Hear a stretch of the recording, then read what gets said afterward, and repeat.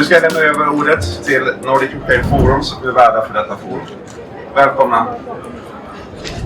Any definition that includes important characteristics of the victory. So, what basically the victory means for you, and what are these characteristics that are most important?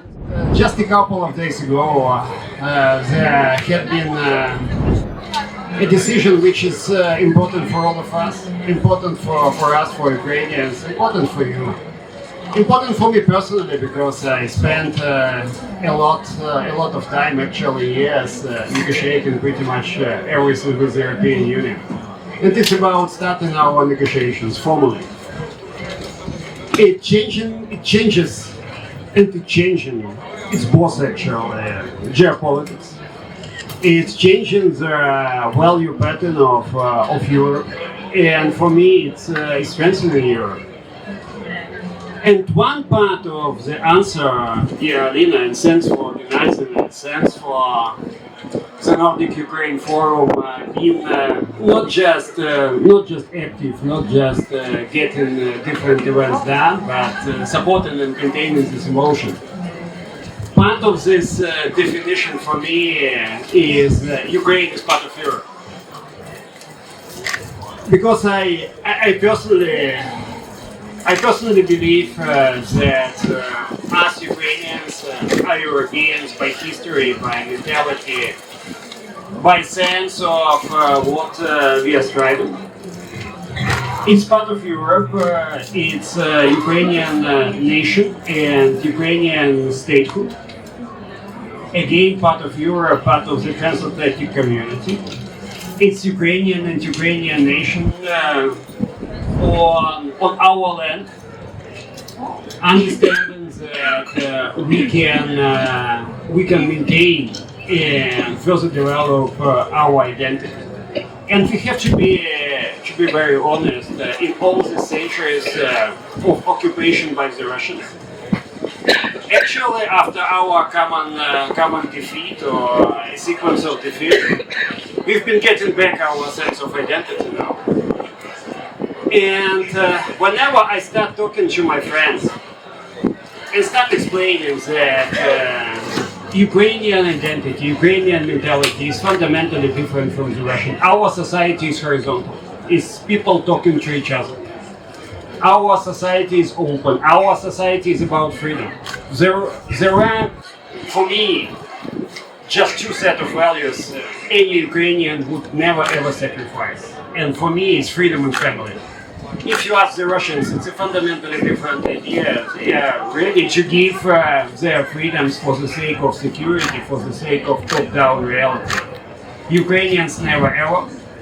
You heard a lot about Cossacks, about our history, but you probably never heard about unique sense of local governance in the medieval Ukraine. Unique sense of all sort of links with Europe, and even Putin himself actually in his article admitted that Ukraine was part of Europe in the 15th and 16th century. After that he started manipulating history, but whatever. So fundamentally this definition of victory for me.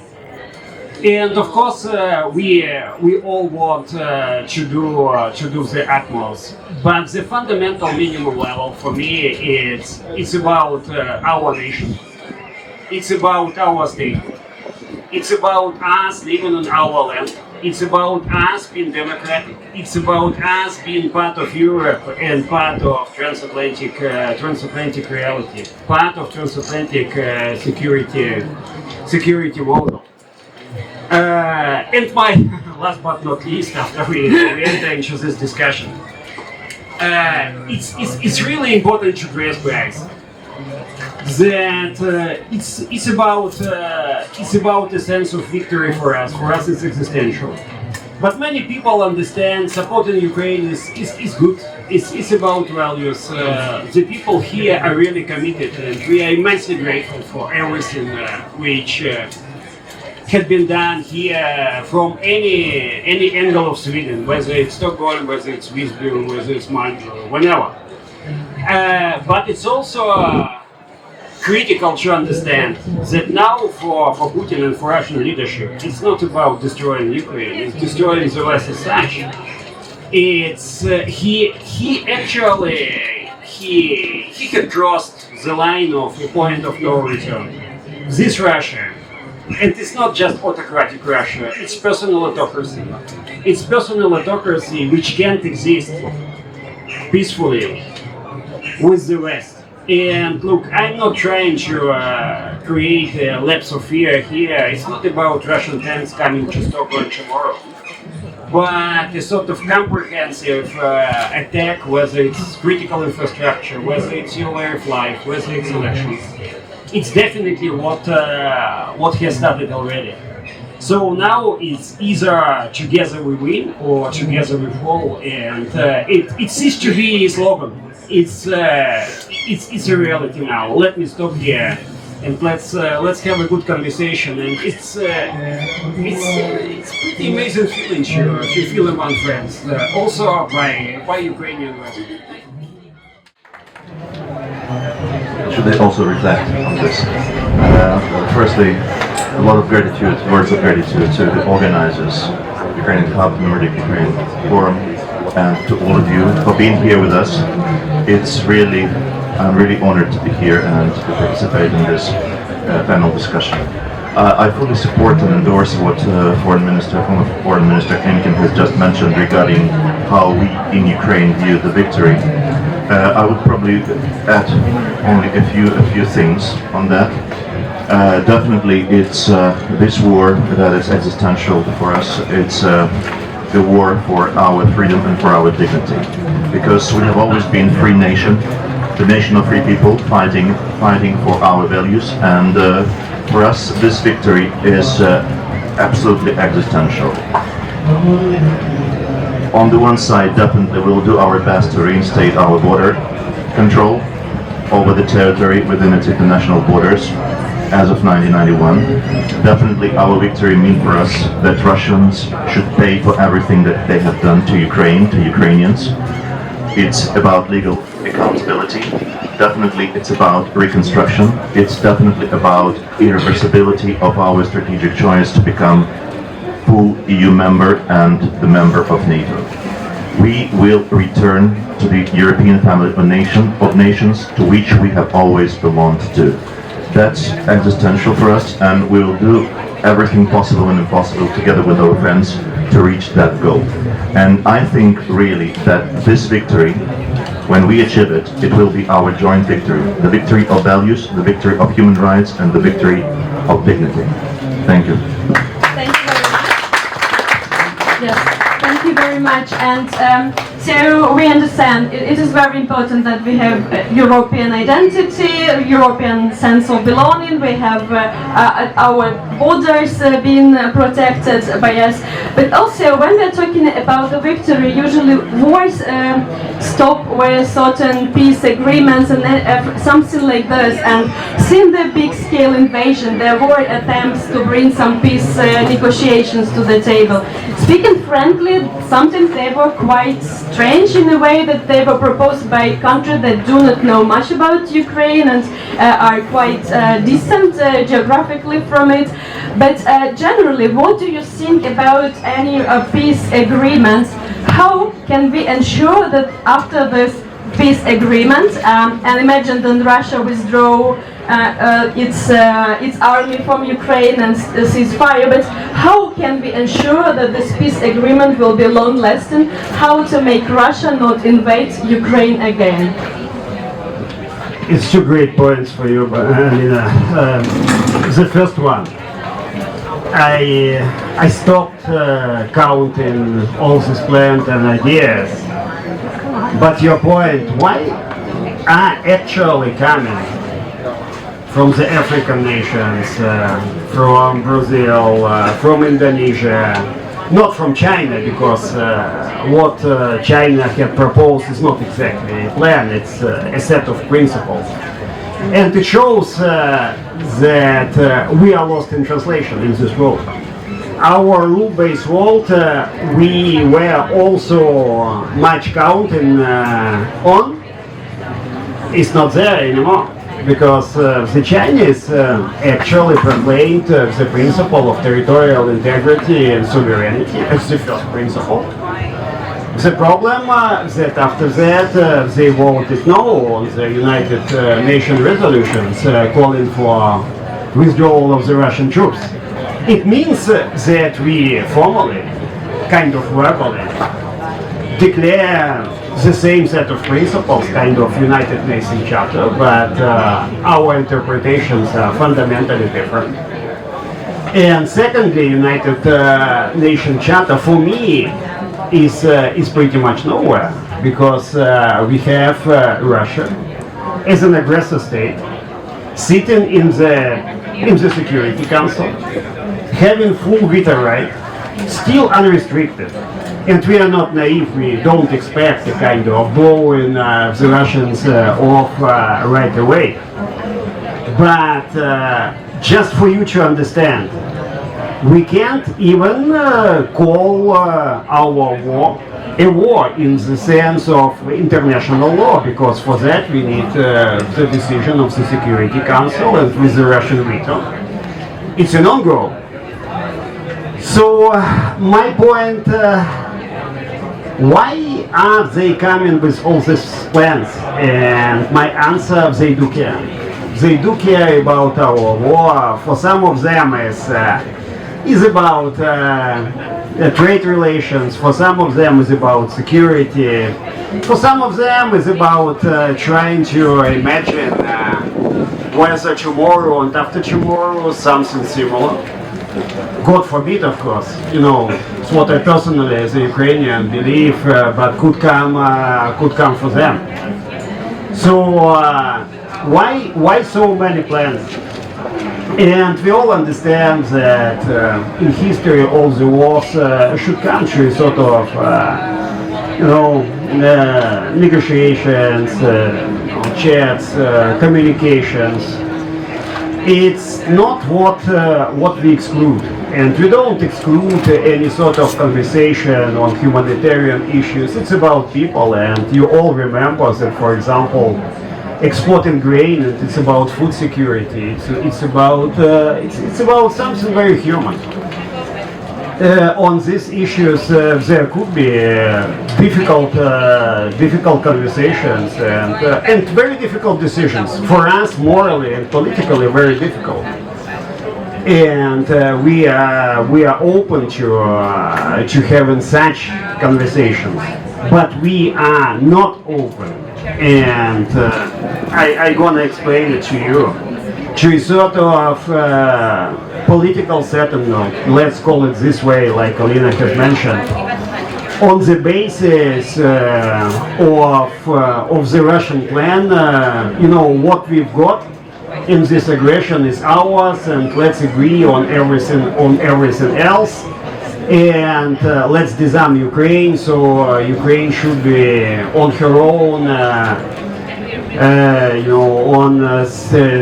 Sitting in front of the Russian threat. It's not going to happen. So it's not going to happen under any conditions. And to explain you the whole schizophrenic sense of the Russian logic, from your point of view, from our point of view, from our common point of view as civilized people, it's about Russians occupying part of our territory. But if you read the Russian constitution, especially after the changes proclaimed, after all the manipulations that part of Ukraine and part of our territory actually belongs to the Russians. If you read the Russian constitution kind of literally, in Russian literal sense, it's actually about us. Liberating our territory, and because of that occupying part of Russian territory. So in Russian legal framework, it's also unconstitutional. So I don't expect, and as a politician, as an expert, as an Ukrainian, I am fundamentally against any sort of deal on the basis of the Russian claims to get part of our land. legally, politically, on the basis of keeping Ukraine in a kind of gray zone mode. So it's just about Ukraine, let's care about Ukraine, let's forbid Ukraine to the right to defend itself. It's never ever gonna happen. And it's the point for everybody of us. Because a couple of days ago, it's actually before yesterday, to be correct, we both took political decision to start pre-accession negotiation. It means in some moment in time, it's going to be a difficult process, but Ukraine will become part of Europe. Not just mentally, not just historically, but also politically and legally. And just imagine, we are becoming part of Europe and we have no security model and no security coverage, Sweden is part of NATO, someone else has a different security model. It's a road to nowhere. It's a total fragmented sense of security. It's a patchwork. It's a kind of way back to the medieval reality. For Putin, it's the best way forward. Whether it's the way for us, I believe the answer is clearly no.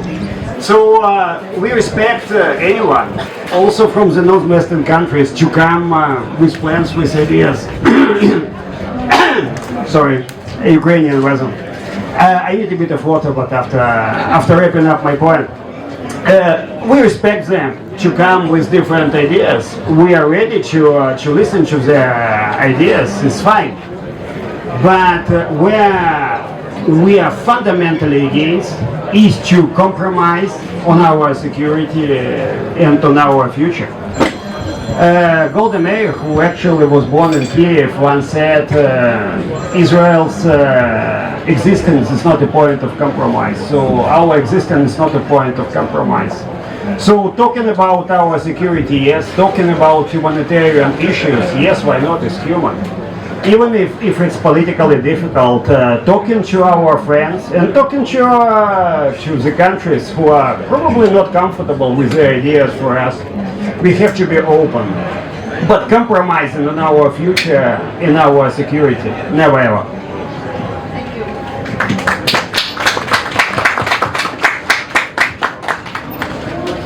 A couple of points that I would like to reflect upon. Firstly, I fully agree, and we all read and we all listen to what Mr. Putin is saying from time to time, be it in his articles of, I would say, deep historical significance, or great historical significance, or be it the decisions by the legislative assembly, whatever.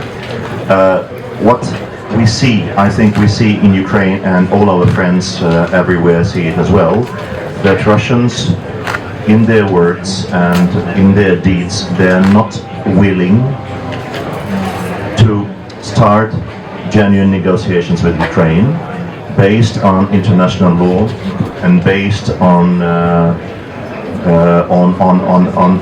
our values. So it's absolutely clear. On the one side, we understand that no government, be it present government in Russia or the new government in Russia, would even dare to come to the parliament and ask to reconsider their constitutional amendments when it comes to the so-called new Russian territories of 4 regions of Ukraine. So it should be clear from this point. Another issue is definitely that what we see on the ground, the targeted attacks against infrastructure in the battlefield, everything is yet another evidence that they do not will, they are not ready to stop the war, to withdraw their troops and to start negotiating. When it comes to the peace plans and so-called peace initiatives, I think 2 things that we should always bear in mind when it comes to Ukraine and Ukrainian issues. The first thing, it's world famous, I think, wording is nothing about Ukraine without Ukraine. On the one side, another issue is when it comes to initiative. When the war is going on in my country, definitely all initiatives in principle should be based on the following principle, that this initiative should be Ukraine-owned and Ukrainian-led efforts. So this is very important. What we see different initiatives, in my humble opinion, definitely if these issues and these initiatives are to be discussed, then we definitely would be very much appreciating if the representatives of this country come to different meetings and be engaged in good manner in discussing their proposals. When it comes to different proposals, be it Chinese Brazilian initiative and so on and so forth, we see some points resembling the peace formula and the peace plan by President Zelensky. Whatever goes in line with UN Charter, with principles of international law, definitely they will be thoroughly discussed and elaborated. But what is important for us at this stage is that at the initiative of Ukraine, with support of our friends and with additional efforts from our Swiss friends, we managed to organize 2 weeks ago, it was 15th, 16th of June, to organize the first peace summit in Switzerland.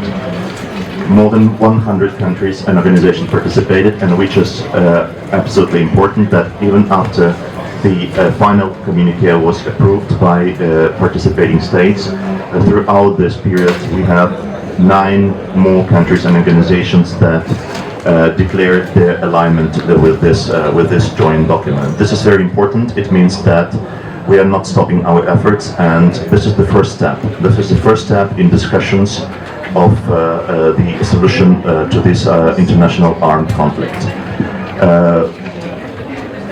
Let me check my notes. Security guarantees. Security guarantees. This is another very important track in our efforts. We as of today, I think we have signed already more than 15 or 17 such security commitments with our partners. And by the way, the declaration, the joint declaration of the Vilnius summit of NATO member states, it's and the appeal to foreign countries to align themselves with the declaration when it comes to signing security commitments with Ukraine is still open for new alignments. So it's important that the work continues. But in my opinion, what we have signed, and by the way, these documents are made public and they're available for all of us to read and to make our own judgments. But I think that they make a very important contribution to the security architecture in our European continent. It's absolutely important. They're clear commitment by our foreign partners when it comes to future packages of assistance, not only in defense, but also when it comes to reconstruction and support our reform agenda. This work will definitely continue, and I think that in the near future we'll be signing another pretty big number of such agreements, and we will continue to do that. So we are running out of time, but let me maybe ask you one question. You have a very brief answer, and if I have 1 or 2 minutes more, you will ask your question. Case, but I'm wondering if you have any, I don't know, information about the soldier situation and recruitment over time, because I understand, I mean, a lot of soldiers get tired, and how is the recruitment process, and how does that work? Is it the morale is high, or what do you need in that sense? Max Ziernik, I'm from Nordic Ukraine Forum. My question is about the role of Global South in peace negotiations. Is it really important what those countries think, and how can they impact the actual agreement? I'm Alexandra, I'm an artist from Ukraine, and I want to know what are we doing to be more understandable for all world? What are we doing to separate Ukrainian culture from Russian culture? What are we doing to show that this is not a conflict? This is a problem between two nations, two different nations, and we are different. What are we doing for this? Okay, thank you. Let's take also Ambassador's question and Thank you. Andrei, you said again nothing about Ukraine without Ukraine, and you talked about peace initiatives from China, from other countries.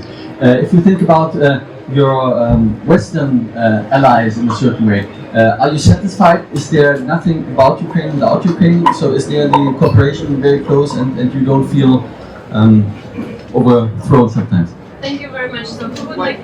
Why don't you start maybe? Yeah? Okay, let me start. I will start with you, Alexandra's question.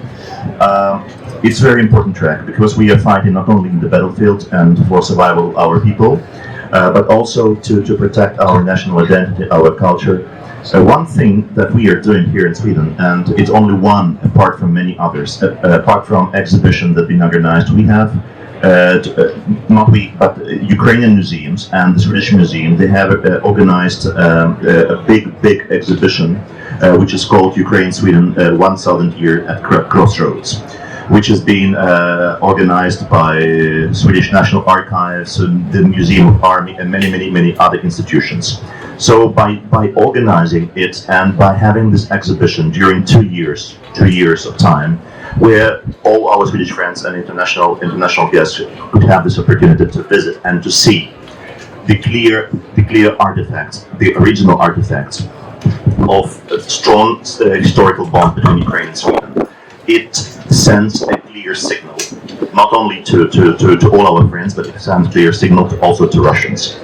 That's one thing, and it's very important, and I see clear commitment both in Ukraine, among institutions, among private sector and Sweden, to continue this work, to preserve our artifacts, to organize exhibitions, to translate our Ukrainian authors, and to show the differences, which are so obvious for all of us in Ukraine, to show to our Swedish friends and to all our international friends. When it comes to your question, my dear friend and my dear colleague,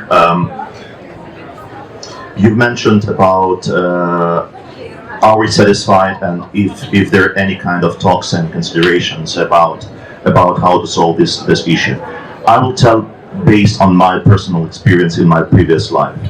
We should clearly understand that whatever is being discussed, whatever is being considered by all of us, international partners together or between themselves, we will talk to our people.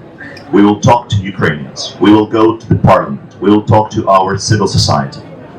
And these issues should be really taken into consideration. Because I think that we have gone through so many atrocities. And I fully share what Ambassador Klimkin mentioned about our people, about our vision.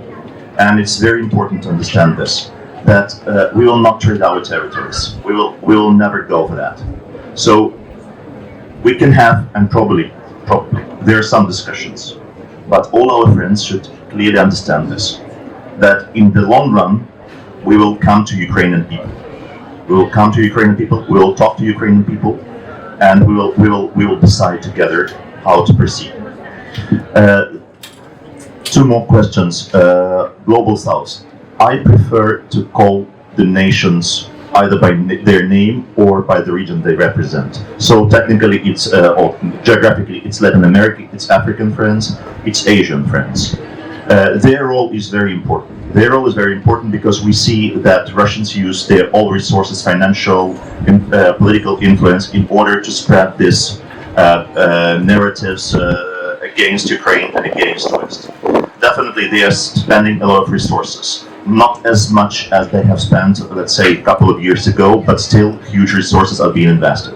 In this sense, what is absolutely important, we should reach each and every country in Africa, Latin America, be it Asia, together, not alone by Ukrainian government and Ukrainian civil society, but to reach together, try to present our arguments, try to deliver objective information, what's going on, how Ukraine contributes, for example, to food security and many other issues. So this work should be continued. It will take us many years in order to really to win in this war with Russians who are still sending these signals all around the world.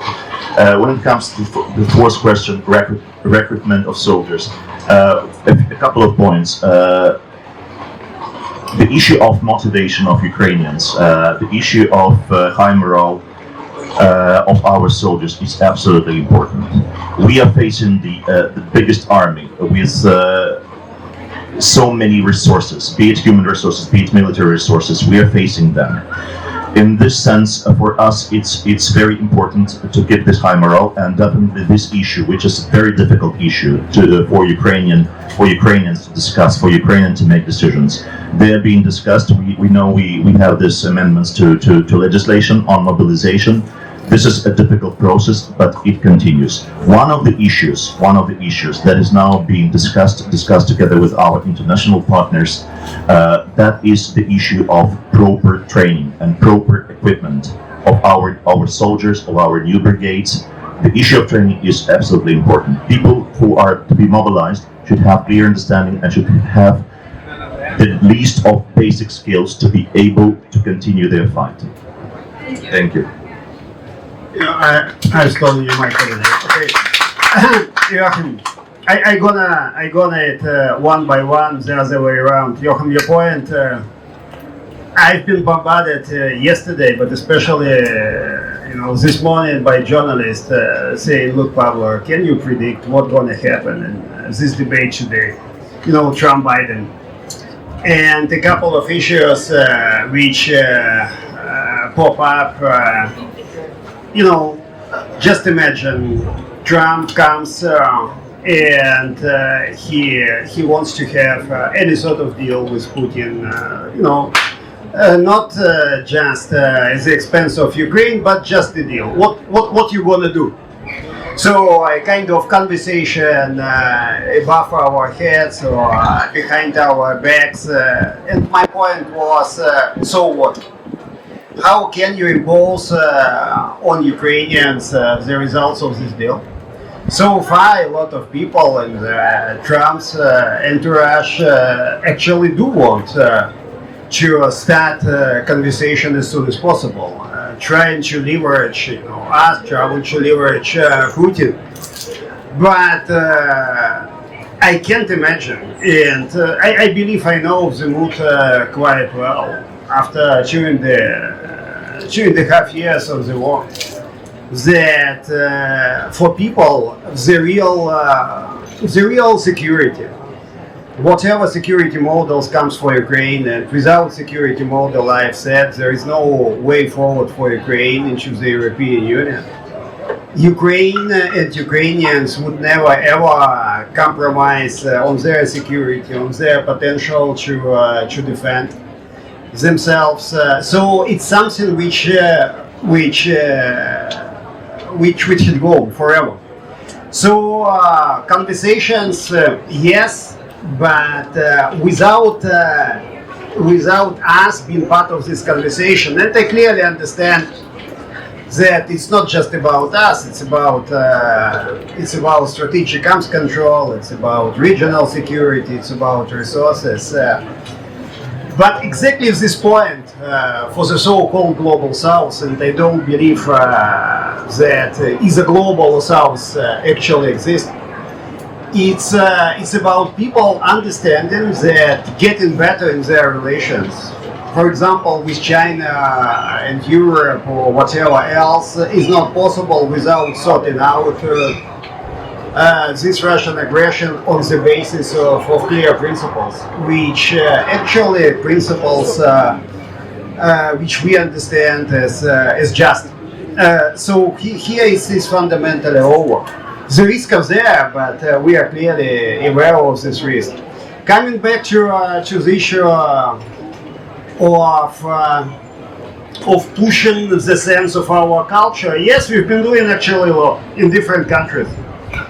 And go into Asia or Africa, you don't hear more of the sense of the kind of Soviet Union or so, and people clearly saying Ukraine is there, Russia is there. It's still our big task to explain to everybody what us Ukrainians are about.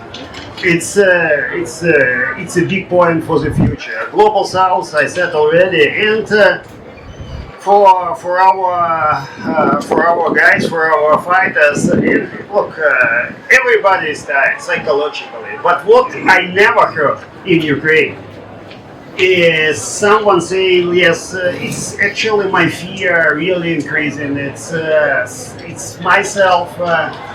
kind of considering sort of giving up or compromise. And the mood is now kind of increasing. One point for that is more arms coming, especially from the latest American package, but also a sort of balance and the inability by the Russians to use, or better to say, to misuse their potential and all the money they put in their military capability. Actually, I believe the whole balance is coming the other way around. Not along the whole front line, but at least in a number of key points of the ground. And in wrapping up, simply thanks again for standing with Ukraine. It's not about today or tomorrow to give up. It's about having tenacity and commitment, and it's not an opinion polls. I would love to see this tenacity and commitment. It's what I hear. Also hear in Almadan, and what makes me quite inspired. Thanks a lot for that. Thank you very much. So we need to wrap up, and as always for the panel discussion, there are so many more things to discuss, and I hope we will have some time to mingle here. Thank you very much, dear Ambassador, dear Pavlo Klimkin, and also thank you very much, Sven, Christina, for organizing this absolutely enormously fantastic place where we can talk about Ukraine. And Diego, thank you as well. I need 1 minute from you. The next theme is going to be on another one. It's going to be the tree's role in the war. It's a very interesting topic. Before leaving, I also would like to address you. No war can be won by one person or one woman. Behind you, or there are a lot of organizations. And we don't say that we support you, we say that we support us. So on behalf of thousands and thousands of volunteers in Sweden, thank you for what you're doing for your country, but also for the freedom of Europe. We have thousands of volunteers in Sweden that stand with you. And just as an example, to set up this hub here, we had a fundraising, and within 24 hours we had 400 people donating, and the companies doing that. So there's a lot of support behind you. And thank you for choosing our volunteer stage for your panel. Thank you for arranging.